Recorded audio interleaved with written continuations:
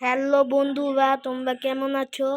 এই যে আমার নতুন একটা গিল্ড খুলছি। তোমরা যারা যারা তোমরা আই তোমরা যদি আমার গিল্ডে ঢুকতে চাও তাহলে আমার লগে 1v1 খেলতে হইব। তোমরা এসে পড়বা এই গিল্ডে। নতুন গিল্ড বানাইছি, এই যে আমার একজন বন্ধু ঢুকেছি গিল্ডে। এই যে তোমরা যারা যারা খেলতে চাও তারা তারা পাবো। এটা পাসওয়ার্ডটা কই? 3086722515